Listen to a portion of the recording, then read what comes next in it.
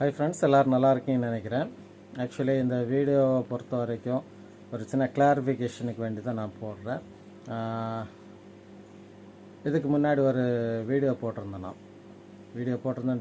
சொன்னால் ஊரில் ஒரு விஷயத்தை பற்றி பேசிகிட்டு இருந்தாங்க. அப்போ அது வந்து முதல்ல எனக்கு கொஞ்சம் சங்கடமாக தான் இருந்தது. அப்புறம் கன்ஃபார்ம் பண்ணிட்டேன், நடந்தது உண்மைதானே. ஆமாம், கன்ஃபார்ம் பண்ணதுக்கப்புறம் தான் நடந்தது உண்மை அப்படின்னு உள்ள தெரிஞ்சதுக்கப்புறம் தான் அந்த வீடியோ போட்டேன்.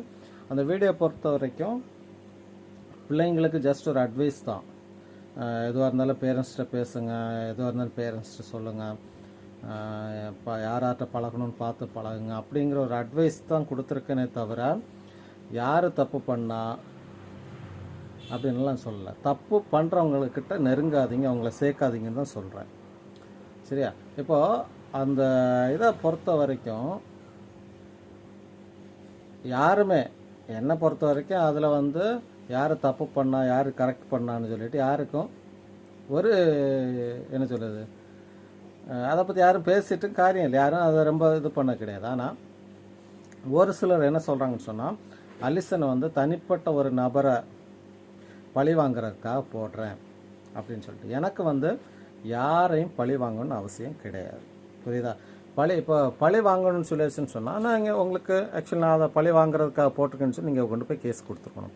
இப்படி எங்களை பற்றி மோசமாக பேசியிருக்கான், இல்லாததாக போட்டிருக்கான், அதாவது உங்களை பற்றி நீங்கள் செய்யாததாக செஞ்சதாக போட்டிருக்கேன்னா நீங்கள் வந்து உடனே, ஏன்னா நீ இந்த விஷயத்தை பொறுத்த வரைக்கும் கொஞ்சம் சென்சிட்டிவான விஷயம். அப்படிப்பட்ட விஷயத்தை நான் ஒரு ஆளை வந்து மோசமாக பேசக்கூடாது. ஏன்னா அதில் தப்பு பண்ணது யாருன்னு தெரியாது. நான் வந்து கட்டாயம் சொல்லவும் முடியாது. புரியுது? நான் வந்து எந்த அதிகாரியும் கிடையாது, நான் சராசரி ஒரு மனுஷன்தான். அப்போ எனக்கு வந்து ஒரு ஆளை தனிப்பட்ட முறையில் எப்படி கார்னர் பண்ணுறேன், மோசமாக பேசுகிறேன்னு சொன்னால் நீங்கள் வந்து கட்டாயம் போய் கம்ப்ளைண்ட் கொடுக்கலாம். நீங்கள் ஏன் கொடுக்கல?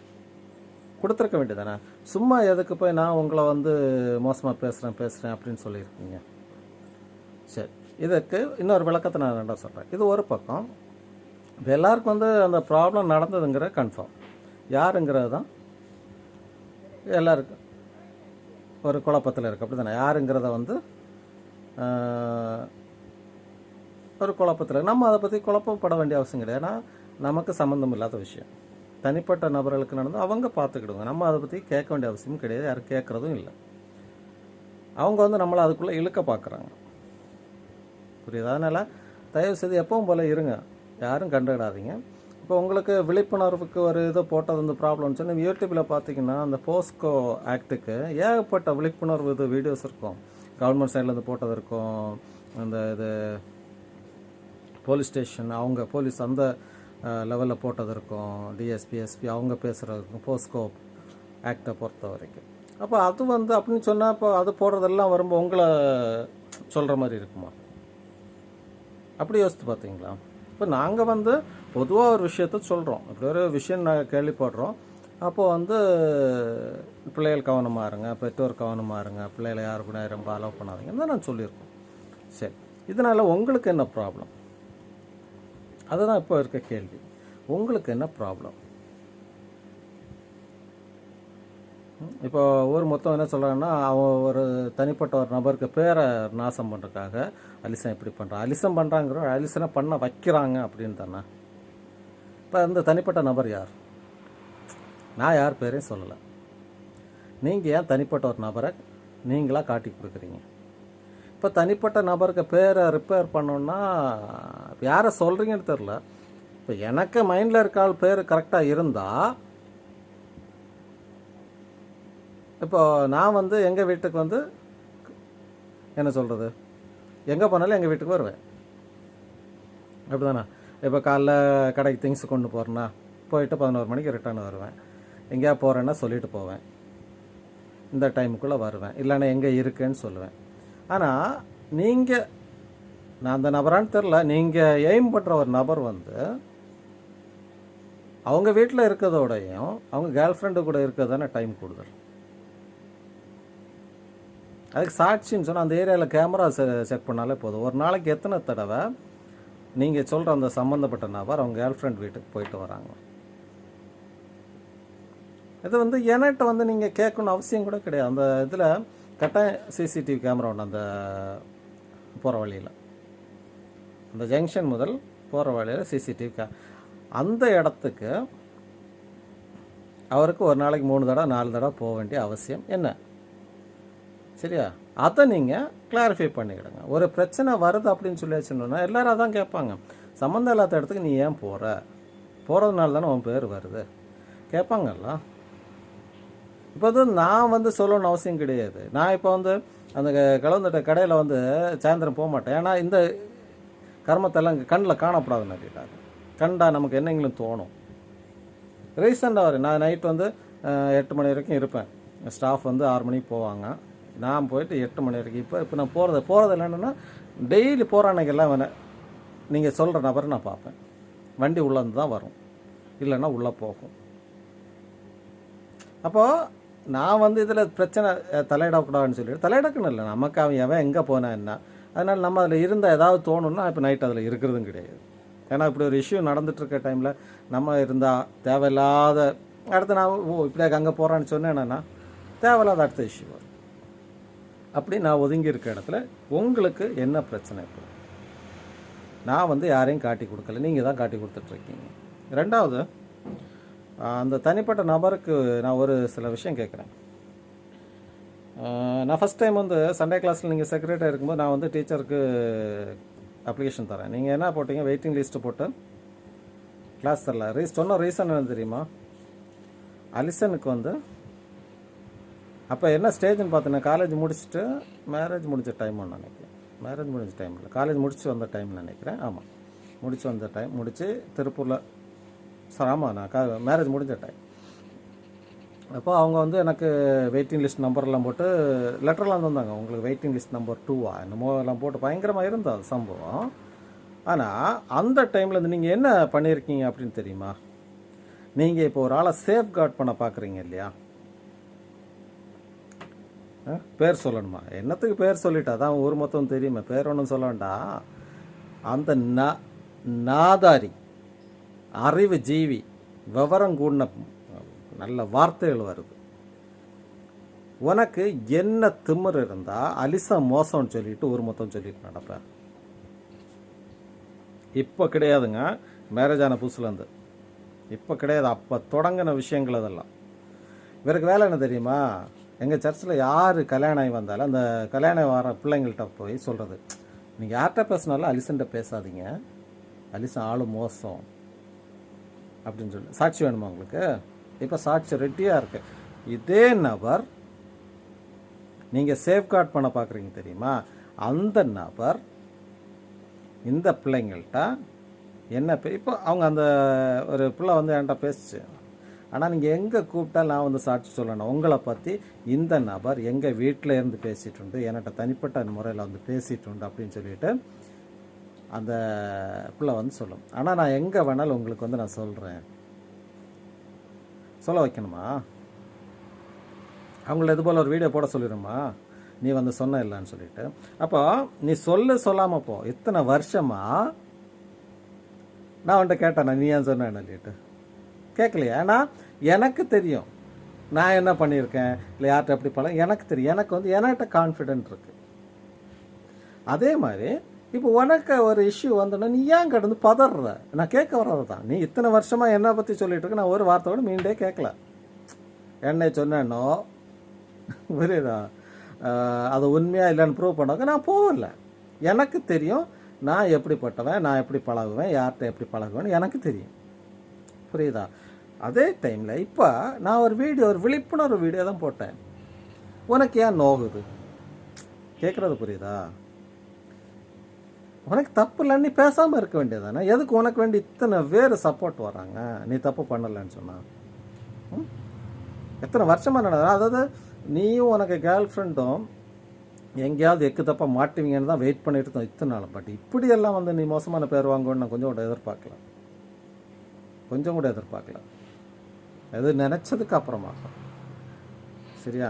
இப்போது இதெல்லாம் நான் ஏன் போடுறேன்னு சொன்னால், இப்போ ஒரு வீட்டில் திருட்டு நடக்குது, வீட்டுக்காரங்களுக்கும் பிரச்சனை இல்லை, கூட இருக்கவங்களுக்கும் பிரச்சனை இல்லை, ஆனால் பக்கத்தில் இருக்கவங்களுக்கு பிரச்சனை வருது. ஏன்னா இன்றைக்கி அந்த வீட்டில் போன திருடன் அடுத்து நம்ம வீட்டில் வரக்கு எவ்வளோ நேரம் ஆகும்? அதனால தான் அந்த திருடனை கண்டுபிடிக்கணும்னு நான் சொல்கிறேன். கண்டுபிடிச்சி ஒதுக்கி வைக்கணும்னு சொல்கிறது தவிர, நீ ஏன் திருட போனேன்னு நான் கேட்க போகிறதில்ல, எங்கே திருட போனேன்னு நான் கேட்க போகிறதில்ல. ஏன்னா வீட்டில் இருக்கவங்க கூட சம்மந்தமாக இருக்கலாம், டோரை திறந்து வந்திருக்கலாம், வந்து திருடிட்டு போகணுன்னு சொல்லி டோரை திறந்து தந்திருக்கலாம். அதெல்லாம் உங்கள் விஷயம். எங்கள் விஷயம் என்னன்னு சொன்னால், சம்மந்தப்பட்ட திருடன் எங்கள் குடும்பத்துலேயோ எங்கள் ஃபேமிலிலேயோ எங்கள் வீடுகள்லையோ அந்த திருடத்துக்கு வந்துடக்கூடாது, அதுக்கு கவனமாக இருக்கணும்னு சொல்லிட்டு தான் திருடன் யாருன்னு சொல்லிட்டு நாங்கள் கேட்குறோம். புரியுதா? இல்லாமல் நீ திருட போகிற இடத்துல உனக்கு என்ன சொல்லுறது, இலை போட்டு சாப்பாடு தந்தாலும் எங்களுக்கு மேட்ரு இல்லை, பருப்பு பப்படம் பாயசம் பழத்தோட சாப்பாடாக இருந்தாலும் எங்களுக்கு பிரச்சனை இல்லை. எங்கள் வீட்டுகள் அந்த திருடம் வரக்கூடாது. புரியுதா? அதுக்கு தான் நான் இந்த இதை போட்டேன்னு சொல்கிறேன். அல்லாமல் நீ யாரை கூட்டிகிட்டு போன எனக்கு என்ன, யாரு கூட என்ன செஞ்ச எனக்கு என்ன, அது உங்கள் ஃபேமிலி நீங்கள் பார்த்துக்கிட வேண்டிய விஷயம். எங்கே தானே எங்கள் சேஃப்டியை நாங்கள் பார்க்கணும். அங்கே போனவன் அடுத்த வீட்டுக்கெல்லாம் வந்துடக்கூடாது இல்லையா? அதுக்கு தான் நாங்கள் பார்க்குறோம். ஓகேவா? அதனால் நீங்கள் அந்த சப்போர்ட் பண்ணுறவங்கெல்லாம் நீங்கள் என்ன வேணால் சப்போர்ட் பண்ணுங்கள், பிரச்சனை இல்லை. ஆனால் ஒரு விஷயம், இதுக்குன்னு ஒரு டைம் வரும் பாருங்கள். அந்த டைமில் சப்போர்ட் பண்ணுறவங்க எல்லாம் தூரம் நீங்கள் தான் நிற்கணும். திரும்பவும் சொல்கிறேன், நான் வீடியோ போடுறதுக்கு முன்னாடி கன்ஃபார்ம் பண்ணிட்டு தான் நான் போட்டனே தவிர கன்ஃபார்ம் பண்ணாமல் ஒன்றும் போடலை. இப்போவும் அதாவது ஒரு 95% மக்களுக்கு வந்து பிரச்சனை உள்ளது கன்ஃபார்ம். உங்களுக்கு விருப்பப்பட்ட ஆளை பேரை சொன்னதான் பேரை சொல்கிறோம் அப்படின்னு சொல்லி தான் உங்களுக்கு பிரச்சனை. புரியுது? நாங்கள் யார் பேரையும் சொல்லலை. நீங்களாக தான் வாண்டட்டாக அவங்க பேரை நாசம் பண்ணுறாங்க, இவங்க பேரை நாசம் பண்ணுறாங்கன்னு சொல்லிட்டு நீங்கள் தான் வாண்டட்டாக பேரை சொல்கிறீங்க. நாங்கள் வந்து பொதுவாக தான் சொல்கிறோம், நீங்கள் தான் பர்டிகுலர் ஆளாக காட்டி கொடுக்குறீங்க. சரியா? சரி, இது ஒரு பக்கம் இருக்கட்டும். இந்த கேர்டேக்கர் சம்மந்தப்பட்ட நபருக்கு நான் ஒரு விஷயம் சொல்கிறேன். இந்த நம்ம சர்ச்சில் வந்து நீயும் உன் கேர்ள் ஃப்ரெண்டும் என்னென்ன பண்ணீங்கன்னு தெரியுமா உங்களுக்கு? இவ்வளோ தூரம் இப்போ இங்கே இருக்க ப்ராப்ளத்தில் முக்கால்வாசி ப்ராப்ளத்துக்கு காரணம் நீங்கள். ஃபஸ்ட்டு அவங்க கேர்ள் ஃப்ரெண்டு கல்யாணம் ஆகி வந்த புதுசில் மினிமம் நமக்கு 3 வருஷம் இருக்கணும், இருந்தக்காரம் தான் செக்ரட்டரி ஆக முடியும். பட் அவங்க அப்படி இருக்கல, 1.5 வருஷத்துலேயே 2 வருஷத்தில் அவங்க செக்ரட்டரி ஆக்குனீங்க. ஞாபகம் இருக்கா? சரி, ஆயிட்ட நீ அடுத்த கேங்கை சப்போர்ட் பிடிச்சி என்னெல்லாம் வேலை காட்டணும் தெரியுமா? நீ யார்கிட்டையாவது அலிசனை வந்து நல்லவன் சொல்லியிருக்குதியா? அலிசனை மட்டும் இல்லை, அலிசனை தம்பியாக இருக்கலாம், அலிசனை ஃபேமிலியாக இருக்கலாம், எல்லாரை பற்றி நீ மோசமாக தான் பேசிட்டு இருக்க. சாட்சி வேணுமா? ஒன்று ஏன் விட்டு வச்சிருக்கேன்னு சொல்ல, நீ வந்து அந்த இதுக்கு ஒர்த்து கிடையாது. உன்கிட்ட வந்து மீண்டு கேட்டு 2 தாரதுக்குள்ள ஒர்த்து நீ கிடையாது. நீ ஒவ்வொரு நேரம் ஒவ்வொருத்தரை கண்டுட்டு அப்பான்னு விழிக்க ஆளாக நீ. புரியுதா?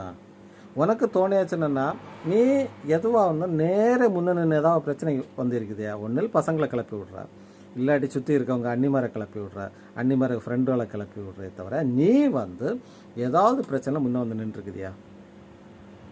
நீ சைலண்டாக கிண்டி விட்டுட்டு பேசாமல் இருப்ப. வாங்கி கெட்டது எனக்கு திரோட்டா ஸ்டேஷனில் கம்ப்ளைண்ட் கொடுத்தேன். யாரெல்லாம் 2 பொறுப்பாளர் கொண்டு பொறுப்பாளர் அவங்க வீட்டுக்கார கம்ப்ளைண்ட் கொடுத்தாங்க. அது தப்பு இல்லை, ஏன்னா நான் அவங்கள பற்றி திட்டினேன். கம்ப்ளைண்ட் கொடுத்தாங்க. கம்ப்ளைண்ட் கொடுத்துட்டு அங்கே போய் என்கொயரிக்கு நான் போகும்போது தனியாக தான் போனேன். வக்கீலை கூட கூப்பிடாம தனியாக தான் போனேன். அங்கே வந்து நான் அழாத குறையாக சொல்கிறேன், இவங்களால் எனக்கு பிரச்சனை இல்லை, பின்னாடி இருக்கவங்களாக்கு தேவையில்லாத இஷ்யூஸை கிளப்பி விடுறாங்கன்னு சொல்லியாச்சுன்னு சொன்னால், அப்போ அங்கே வந்திருந்த ஒரு நபர் வந்து சாட்சி கேட்டார். சாட்சி கேட்டால் அலிசா அவ்வளோ மோசம். அப்போ நான் என்ன மனசில் இருக்குன்னா, அந்த அளவுக்கு நீ சொல்லி வச்சுருக்கேன். அப்போ அவங்க சாட்சி கேட்டாங்க. இப்போ இருக்கு பார்த்தீங்களா சாட்சி? என்ன செய்ய போகிறீங்க? உண்மையா எனக்கு அன்னைக்கு அவங்க என்ன எவ்வளோ கோவத்தில் கேட்டாங்க தெரியுமா? நான் அப்படியே சொல்கிறேன், இவங்களால் எனக்கு பிரச்சனை இல்லை, அவங்க பின்னாடி இருக்கிற 2-3 பேர் தான் இவ்வளோ ப்ராப்ளத்தை க்ரியேட் பண்ணுறாங்க அப்படின்னு சொல்லும்போது அவர் 2 சாட்சி கேட்டார். ஆனால் நல்லா இருக்கீங்களா? சாட்சி கேட்டானே, உங்களுக்கு சாட்சி இந்த இருக்கு பார்த்தீங்களா? நான் சொல்லலை, நான் வந்து இந்த நபர் இப்படியாக்குன்னு சொல்லவே இல்லை. ஊர் மொத்தமும் பேசுது. ஒரு நாளைக்கு 3-4 தடவை சம்மந்தப்பட்ட வீட்டுக்கு போகிறான்னு சொல்லி பேசுது. அங்கேயே தான் இருக்கான்னு சொல்லி நைட்டு மொத்தமும் மொபைலை வச்சுட்டு ரப்படவர்கள் நிற்கிறான்னு சொல்லி பேசுது. புரியுதா? உங்களை தவிர வேற யாராவது என்ன அப்படி பேசியிருக்காங்களா?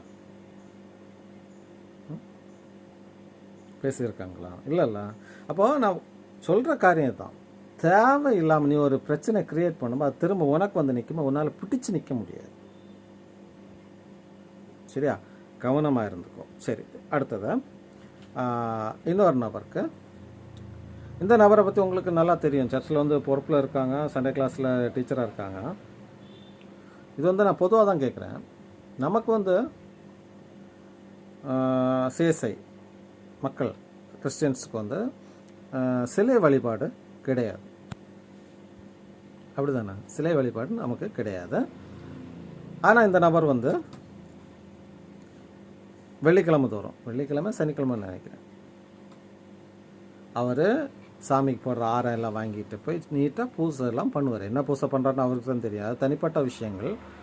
பூசை பண்ணலாம், மந்திரவாதம் பண்ணலாம், மந்திரவாதம் படிக்கலாம், தனிப்பட்ட விஷயம். ஆனால் நீ இதெல்லாம் செய்கிறவன் திருச்சபையில் பொறுப்பில் இருக்கிறதுக்கு எந்த ரைட்ஸும் கிடையாது. அதை தான் சொல்ல வரேன். அப்போ இந்த பிள்ளைகளுக்கு நீ என்ன படித்து கொடுப்பேன்? மந்திரவாதத்தை பற்றி படித்து கொடுப்பியா? மந்திரவாதம் எப்படி பண்ணணும்னு படித்து கொடுப்பியா? அதாவது கடவுளை பற்றி போதிக்கிற இடத்துல நீ இருக்கிற. சரியா? அதுக்கு ப்ரூஃப் வேணுமா? அதுக்கு இருக்கு. சரியா? அதனால் தேவையில்லாமல் அலிசனை கார்னர் பண்ணுறதெல்லாம் விட்டுருங்க. நான் எனக்கு வேலையை பார்த்துட்டு இப்போ நான் சொல்கிறேன், நீ யார் கூட போனாலும் சரி, நீ மந்திரவாதம் பண்ணாலும் சரி, மந்திரவாதம் பண்ணாத போனாலும் சரி, நீ எவ்வளோ கூட்டிகிட்டு போனாலும் சரி, கூப்பிடாமல் போனாலும் சரி, எனக்கு ஒரு விஷயமே கிடையாது. என்ன அதில் இழுக்காதீங்க. புரியுதா? இழுக்கும்போது இதை விட மோசமாக இருப்பேன். அவங்க கூட இருக்கவங்களும் நான் சொல்கிறேன், திருடனை காப்பாற்ற பார்க்காதீங்க. எங்களுக்கு வந்து திருடனை நீங்கள் பனிஷ்மெண்ட் கொடுக்குறீங்களா இல்லை யாருன்னு தெரியணும். அதுக்கு தான் நாங்கள் பார்க்குறோம். புரியுதா? அல்லாமல் நாங்கள் பனிஷ்மெண்ட் கொடுக்க ஜட்ஜும் கிடையாது, நாங்கள் கோர்ட்டும் கிடையாது. அது வந்து ரூல்ஸ் அது பாட்டில் நடக்கும். ஆனால் திருடன் யாருன்னு உள்ளது எங்களுக்கு தெரியணும். ஒரு 90% மக்களுக்கு திருடன் யாருன்னு தெரியும். இருந்தாலும் அந்த கன்ஃபர்மேஷன் ஒன்று வரும். அதுக்கு நாங்கள் பொறுமையாக இருப்போம். ஏன்னா இப்போ வந்து எடுத்தோம் கவுத்தோன்னு சொல்லிட்டுலாம் யாரும் எதையும் சொல்ல மாட்டாங்க. வரட்டும், அவங்க என்கொயரி நடந்துட்டு தானே இருக்குது, வரட்டும். என்கொயரி ஃபைனல் வரும்போது யார் திருடன் உள்ளதை பார்ப்போம். அது வரைக்கும் நான் பொறுமையாக இருக்கிறோம். பொறுமையாக இருந்துட்டு திருடன் யாருன்னு சொன்னதுக்கப்புறம் யார் யார் கூட இருந்தீங்கன்னு உள்ளதில் அவங்களுக்கு எல்லாருக்கும் ஒரு என்ன சொல்கிறதுனா, யார் யார் கூட சப்போர்ட் பண்ணீங்க, யார் யார் அந்த திருடங்க கூட இருந்தீங்கன்னு உங்களுக்கு எல்லாம் ஒரு வரவேற்பு வைக்கணும். ஸோ இவ்வளோ பெரிய திருடனை கூட வச்சுருந்துருக்கீங்கன்னு சொல்லிட்டு, ஓகேவா?